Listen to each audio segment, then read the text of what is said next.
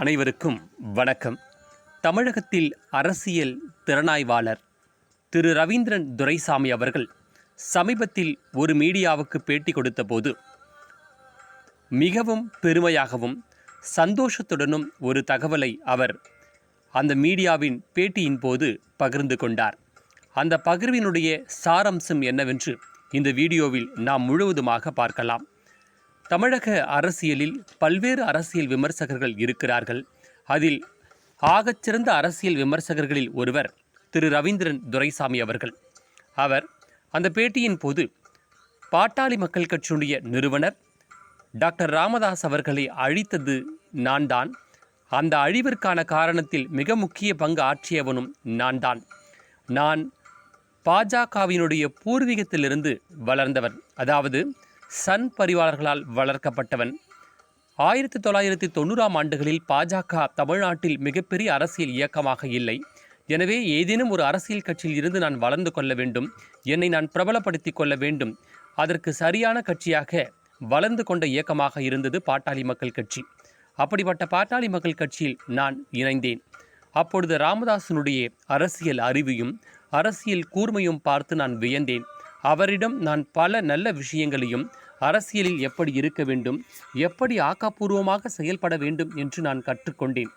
அந்த தருணத்தில் 1998, 1999, 2004ஆம் ஆண்டு நடைபெற்ற நாடாளுமன்ற தேர்தலிலும் 2001, 2006ஆம் ஆண்டு நடைபெற்ற சட்டமன்ற தேர்தலிலும் தமிழக முதலமைச்சராக மாறி மாறி இருந்த கருணாநிதி, ஜெயலலிதா அவர்கள் தங்கள் கூட்டணிக்கு வரமாட்டாரா டாக்டர் ராமதாஸ் என்று காத்து கொண்டிருந்த தருணம்.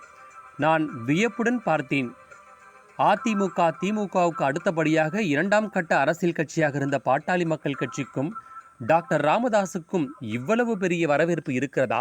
நான் வியந்து பார்த்தேன். எனக்கு அது கோபத்தை உருவாக்கியது. அதற்கான காரணம், நான் நாடார் சமுதாயத்தை சார்ந்தவன். ஒரு வன்னிய சமுதாயத்தை சார்ந்த பாமக நிறுவனர் டாக்டர் ராமதாஸுக்கு இவ்வளவு பெரிய டிமாண்டா?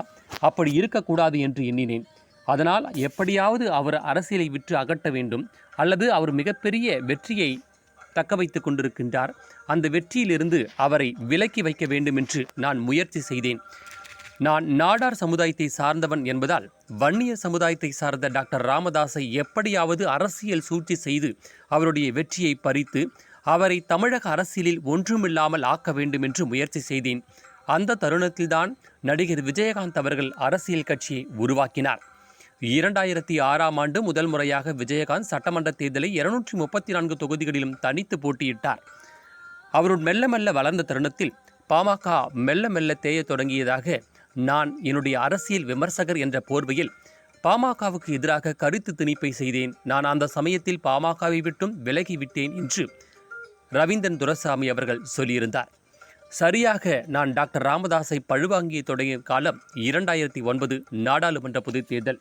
அந்த தேர்தலில் திரு கருணாநிதி அவர்கள் 2009ஆம் ஆண்டு நடைபெற்ற நாடாளுமன்ற தேர்தலில் எப்படியாவது டாக்டர் அவர்களை தன் கூட்டணிக்கு அழைத்துவிட வேண்டும், அப்படி அழைத்தால் நாம் 40 நாடாளுமன்ற தொகுதிகளிலும் வெற்றி பெற்று விடலாம் என்று முனைப்புடன் இருந்த கருணாநிதியை தனிப்பட்ட முறையில் ரவீந்திரன் துரைசாமி அவர்கள் சந்தித்திருக்கிறார். தயவு செய்து இந்த முறை நீங்கள் டாக்டர் ராமதாஸை கூட்டணியில் அழைக்காதீர்கள், அவரை அதிமுகவுடன் சேர்த்து விடுங்கள். மாறி மாறி கூட்டணி அமைக்கிறார். வன்னியர்கள் பெருவாரியாக விஜயகாந்துக்கு வாக்களிக்கிறார்கள். விஜயகாந்த் தனித்து போட்டியிட்டாலும் ஜெயலலிதாவுடன் ராமதாஸ் கூட்டணி அமைத்தால் நிச்சயம் உங்களுக்கு கணிசமான வெற்றி கிடைக்கும். இதை சரியாக செய்யுங்கள். ராமதாஸ் அரசியலில் மிகப்பெரிய சக்தியாக இருக்கிறார், அந்த சக்தியை இல்லாமல் நாம் மாற்றிவிடலாம் என்று கருணாநிதிக்கு யோசனை சொல்லியிருக்கிறார் ரவீந்திரன் துரைசாமி. அதே போன்று தேர்தல் களத்தில் 7 தொகுதிகளிலும் பாமக தோல்வியடைந்தது. 2019 நாடாளுமன்ற தேர்தலில் மு.க.ஸ்டாலின் கருணாநிதி இல்லாத தருணத்தில் ஜெயலலிதா இல்லாத எடப்பாடியை எதிர்கொள்ள டாக்டர் ராமதாஸை கூட்டணிக்கு அழைக்கலாம் என்று முயற்சி செய்த போது அந்த தருணத்திலும் மு.க.ஸ்டாலினை சந்தித்து, நீங்கள் பாமகவை கூட்டணிக்கு சேர்க்காமல் இருந்தால் இனிமேல் பாமக அரசியல் களத்தில் எடுபடாத இயக்கமாக மாறிவிடும், தயவு செய்து திருமாவளவனை சேர்த்துக் கொள்ளுங்கள் என்று மு.க.ஸ்டாலினுக்கு அறிவுரை கூறி பாமகவை எடப்பாடியுடன் கூட்டணி அமைக்க தூண்டிவிட்டிருக்கிறார். இதை பெருமையாக ஒரு பத்திரிகையாளர் சந்திப்பில், நான் தான் டாக்டர் ராமதாஸினுடைய அரசியல் வாழ்க்கையை தோல்வியாக மாற்றினேன், பாமகவை அழிக்க நினைத்தேன், என் அரசியல் சாணக்கியத்தனத்தை பயன்படுத்தி அரசியல் விமர்சகர் என்ற போர்வையில் நான் பாமகவை அழித்து விட்டேன் என்று மிகவும் மகிழ்ச்சியாக அந்த பத்திரிகையாளர் சந்திப்பில் ரவீந்திரன் துரைசாமி அவர்கள் சொல்லியிருக்கிறார்.